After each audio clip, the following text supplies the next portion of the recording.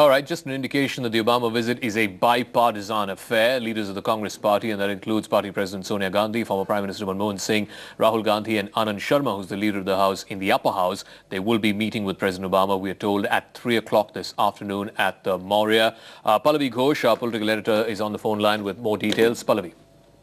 Well, first of all, we do understand, if we first talk about protocol, this is normally the protocol where visiting dignitary usually meets the leader of the opposition or the opposition, the main opposition party representative. So in this sense, he's going to be meeting the former Prime Minister, Dr. Manmohan Singh, Sonia, Rahul Gandhi, as well as Anand Sharma. The point is that Dr. Manmohan Singh and Barack Obama has always had a very good relationship also. Remember when in the 2014 Lok Sabha election results had come out, Barack Obama in fact had written a letter to Dr. Manmohan Singh talking about the long association the two of them had. And this is going to be a very poignant moment in a sense because the Indo-US nuclear deal in a sense was inked yesterday. The modalities were complete modalities, or if you can say the finalization was seen yesterday, and the Indo-US nuclear deal was something which was very, very close to Dr. Manmohan Singh. So much so he was ready to step down if his party was opposing the Indo-US nuclear deal. So that was the beginning of the friendship between Barack Obama and Dr. Manmohan Singh. So that essentially is going to be the crux of the meeting. But as far as meeting Sonia Gandhi is concerned, she's a leader of the Congress party. Rahul Gandhi, of course, being the vice president. It is a matter of protocol when a visiting dignitary meets up with representatives of the main opposition party. All right, thanks for that, Pallavi. I can say this, this was a story that an Indian diplomat told me once. The first ever G20 that Obama attended after being elected president, he walks into the room, everybody else is waiting, and he's the toast, right? He's Obama, he's the new US president. He walks all the way around the room, comes and meets Manmohan Singh first, and sits and has a chat with him, and then goes and interacts with everybody else. And the reason was simple.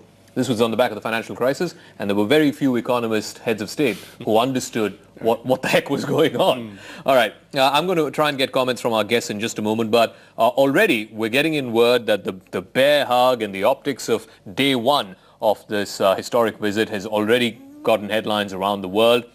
Today, we've already seen President Obama attend the Republic Day parade in the morning. Later this evening, he will be attending the At Home, which the president will host. And after that, at about 5 o'clock in the evening, there is a CEO summit of both Indian and American companies. The bonhomie between both leaders, well, like I said, it's grabbed headlines not just here in India, but across the globe.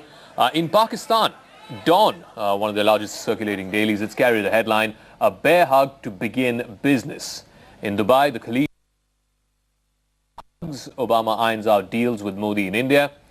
Back in America, NBC ran this headline, Obama, Indian Prime Minister Modi hug it out on nuclear talks. And our very own CNN captured the obvious affection between the two with the headline, Obama and Modi, best bromance.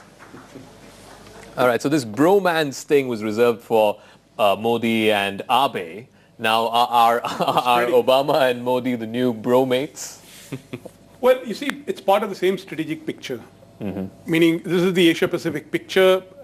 Japan is an absolutely crucial element there. The problem for the United States is Japan, because of World War II record and because of its aging population, does not quite have the heft of being able to offset China. Australia is simply too small. Yeah. ASEAN is divided, meaning you now have in ASEAN, Thailand, Vietnam, Laos. Laos and Cambodia, which are openly back in China. Yeah. Thailand also, by the way. So the one country, Philippines doesn't count. So the one country which can provide some kind of a heft, in being able to offset the enormous gravitational pull of China is India. In terms of potential, mind you, because we are still, our economy is nowhere near China. China is a much more powerful country. But the point is, at least from the point of your potential, meaning your population, you're going to exceed China's population. But economic growth potential, 5-10 years, the one country which can actually do that. China also has the aging population problem. China has an aging population problem. But what I'm trying to say is that if we can even close the gap a bit.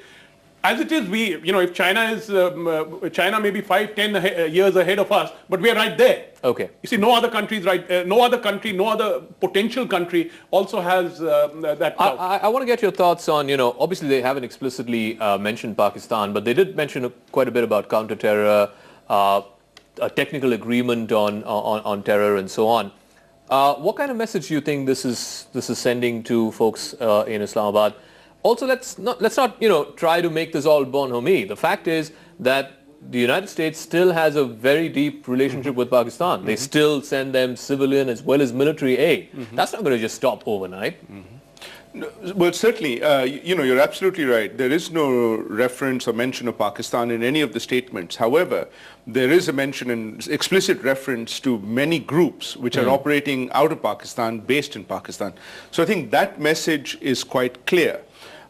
But you're absolutely right as well to say that one of the reasons why it may not have been reflected in the joint statement is because there are differences on how to actually address Pakistan. And one of them is the absence of a direct reference to the Taliban.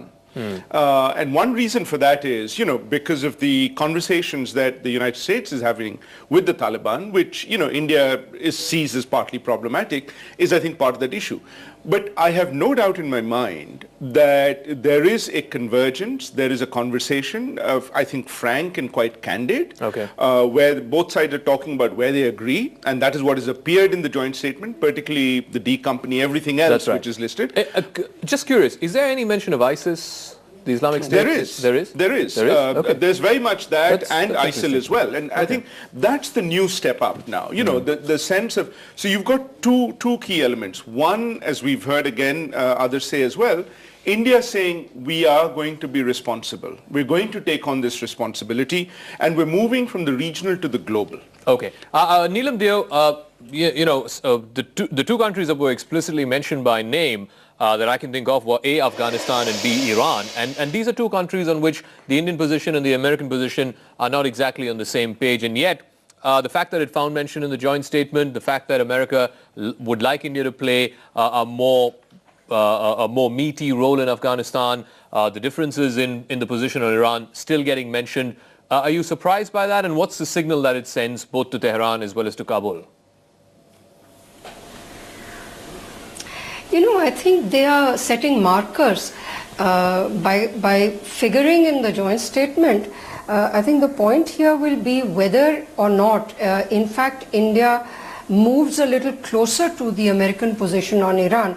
Now, of course, from our point of view, we would like to see that rapprochement, the P5 plus Germany talks with Iran on nuclear program to succeed. For us, it has been actually quite a problematic to have to cut down our oil imports from Iran, not because they were sanctioned by the United Nations, but because they were unilaterally sanctioned by the Americans particularly, which made payment for our oil imports impossible.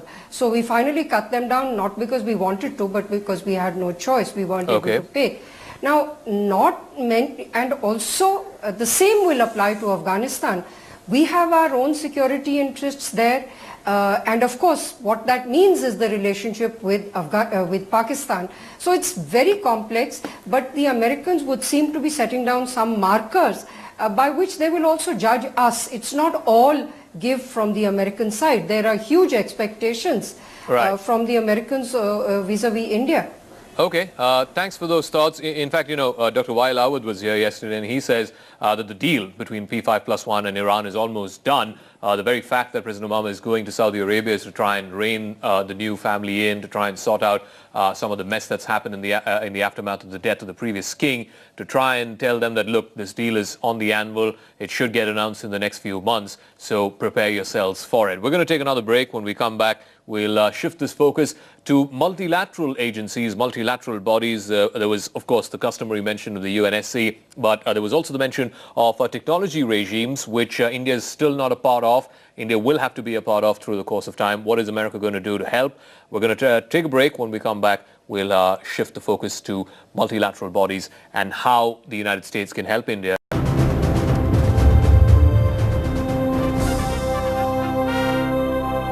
All right, welcome back to our final segment in this program. We've got just about enough time to get closing comments from all three guests. So, Dr. Joshi, I'll start with you first. What's the big takeaway for you from this? Well, I told you the big takeaway is that a vehicle that had been stalled for the past couple of years has gotten moving again. You've got a fresh set of tires. Got a fresh set of tires. Not only that, it's also got a sense of direction. Okay. That's very important. We've got a better driver. Okay. Well, we've got a more decisive driver, meaning the driver is, doesn't waffle. WP Sidhu? Well, essentially, again, I think it's going to be the strategic partnership going forward. I'd mentioned, we were in a possible G2 moment, and that seems to be starting to happen. It means that these two countries are going to work very closely together in other multilateral and trilateral forums to move this relationship forward beyond just the bilateral. Okay, and Neelam Deo, ma'am, your closing comments. I mean, in terms of like the big takeaway, how would, say, history judge this visit 5, 10, 15, 20 years from now? I think as a big shift in the Indian position in terms of direction, but also a moment of maturation, we are saying to the rest of the world that we're going to work more closely and more harmoniously with the United States, with the West. But that does not mean that we will not pursue our relationship and our interests with Russia, with China, with Japan, with the middle powers. Don't forget that the Chinese president was the first important visitor that Modi hosted after his own swearing in. Yeah, that's right. In fact, the Chinese president is going to be going to Pakistan in a fortnight from now, so we'll be keeping our eyes and ears open for that one. But I want to thank all our guests. Thank you very much, Dr. Joshi, WPS Sidhu, and of course Neelam Deo for joining us here on our special program. And I guess I'd just add to what Dr. Joshi said. It was like the Indo-US relationship was like a car which broke down midway after about 2005, 2006. Now we've got a fresh set of tires, a new driver who knows how to drive and where to drive. Hopefully this journey will continue.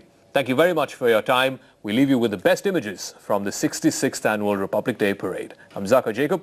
Bye-bye. President Barack Obama arrives at Rajpath.